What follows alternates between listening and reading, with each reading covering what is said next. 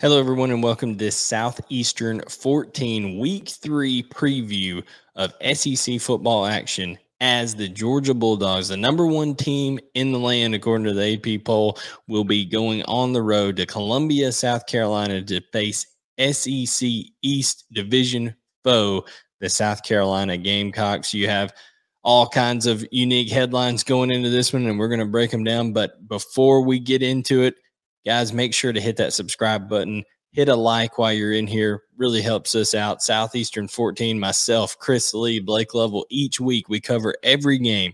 We do all the previews, and on Wednesday nights go live and give our thoughts on these games more in depth. But without further ado, let's get right into it as Georgia will be going on the road to take on the South Carolina Gamecocks. Georgia opens up as a 24.5-point favorite. The over-under is set at 50.5, so a little bit lower there. Then Vegas seems to think this is going to be a lower scoring game. All time, Georgia leads this series 53-19-2. It's a 12 o'clock kickoff in Columbia, so it should be a little bit toasty over there in South Carolina. This game will be broadcast on ESPN, and of course it is on Saturday the 17th. So those are the basics for this one. Like I said, notice that over under total is a little bit low there. So they're thinking this is going to be a little bit of a defense led game, probably especially on Georgia's end with a heavy favorite right there at 24.5. The headlines going into this one: this is Georgia's first true road game. They got to play against Oregon in Mercedes-Benz Stadium and absolutely destroyed the Ducks. Went way over I believe they were given at anywhere between 16 to 19 points favorites, depending on where you found it. But man, Georgia has exceeded expectations offensively and defensively to start the year. Georgia lost so many guys, 5 first-round picks last year on that defense, but first true road game. So this is a test with crowd noise and things like that. So we want to see how these young Bulldogs come out and take care of things on both defense. They're more young, replacing guys, but offense, some of the guys just for the first time this year, even though they have a experienced quarterback in Stetson Bennett, experienced guys on the offensive line, things like that. Still, first road game, as we saw with Alabama going to Texas. Anything can happen when you get in these kind of environments, and Williams Bryce Stadium is one of the best environments in all the country to watch a football game in. Kirby's coaching tree, as he goes through and is more tenured at Georgia and has more success, more coaches are going to get jobs elsewhere. Shane Beamer was on Kirby's staff at Georgia in his first season there. In fact, last week was a matchup of Sam Pittman and Shane Beamer, both former Kirby Smart assistants. So you're starting to see that come through a little bit there. In terms of Kirby's coaching tree and how those things are starting to crop up from time to time here. And then South Carolina's defensive front. The running game has been the Achilles heel for South Carolina's defense. Both Georgia State rushed for 200 yards. Arkansas rushed for 295 yards. Georgia is looking to get right a little bit in the running game here. They haven't been as productive in the run game as they want to be early on in the season. Even against Samford last week, they struggled to run the ball as effectively as they would have liked to. So that will be interesting to see if South Carolina's defensive front can hold up a little bit, and it's going to be one that has some injuries as well. So we'll see about that here in just a second. But speaking of that, the key players, Stetson Bennett, Spencer Rattler, well known. At one point, Spencer Rattler was a Heisman Trophy favorite. He was a guy that was viewed by many as being a potential #1 overall pick. Still a very talented young man. Went through for 376 yards, so racked up some stats against Arkansas, but it was just too little, too late. A lot of that was when the game was already out of reach and they were having to throw and trying to get back into it. It does have a nice connection with Juice Wells Antoine Wells Jr., they call him Juice, Jaheim Bell, Austin Stogner. They've got some weapons over there.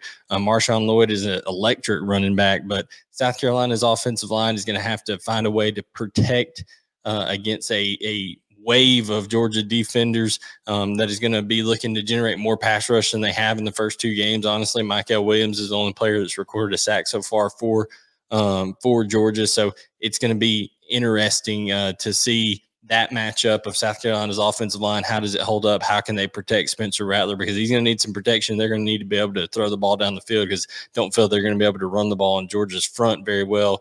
Stetson Bennett has had a tremendous start to the season for Georgia. 668 passing yards in 2 games, is a full-blown Heisman contender at this point, with Georgia being the #1 ranked team in the country.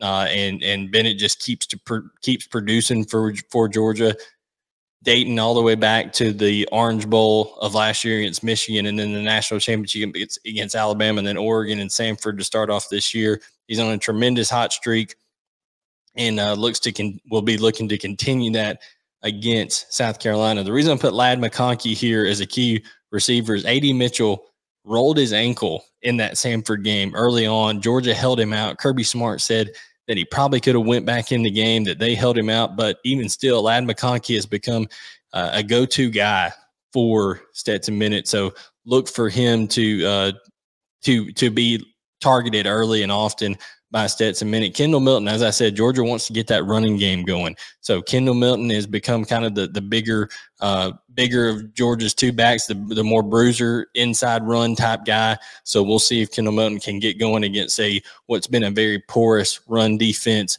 for South Carolina. Everybody knows about Georgia's tight ends, Darnell Washington, Brock Bowers, 2 of the best in the country. You add Oscar Delp to that. Eric Gilbert hadn't even got to play that much yet. So it's going to be there's so much depth there. Both of these schools, actually, Jaheim Bell and Austin Stogner for South Carolina, 2 really good tight ends as well. So a lot of future NFL tight ends going to be playing in this game or in that stadium this weekend. Defensively for South Carolina, they're banged up coming into this one. Mohamed Kaba and Jordan Strawn, both injured, both unlikely to play in this game. That is a huge blow for South Carolina up front. That's why you see in our key players defensively for South Carolina, Edmund Gilbert and Sherrod Green, the guys who stepped into those roles during the game for South Carolina when they were injured, both acquitted themselves fine during the game. But overall, that South Carolina defensive front, like I said, 200 yards against Georgia Southern in the run game, 295 against Arkansas.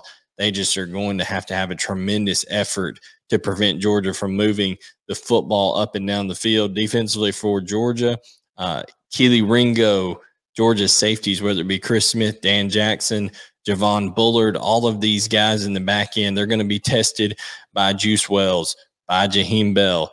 South Carolina is going to be trying to get the football down the field. Chunk plays are their best chance to take down a heavily favored Georgia team, and it's going to be incumbent upon Nolan Smith and Mykel Williams to get pressure on Spencer Rattler and get home. Georgia's not been able to get as many of the sacks as they want early in the season, so that's going to be key here.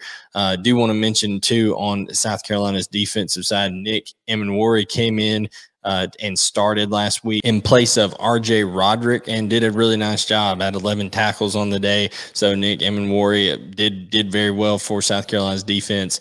But ultimately, guys, it's just not going to be enough for South Carolina in this one. I think they may score, add on a touchdown late in this one, but I look for Georgia's secondary to lock down those threats. Georgia's secondary has really become the strength of their defense after a year ago, kind of being the biggest question mark. They do have better depth than Kirby Smart likes to let on over there. They've got some really solid players: Kamari Lassiter, Keely Ringo, Chris Smith, Dan Jackson, Javon Bullard, even Malachi Starks, who we saw make a tremendous play in the Oregon game in the season opener. So look for the Georgia secondary to make some key plays, force some turnovers from Spencer Rattler, and then Stetson Bennett's leadership on the road. I think that offense will look very smooth, be better, more productive in the red zone than they were this past week against Samford. That was something they're going to want to address and work on.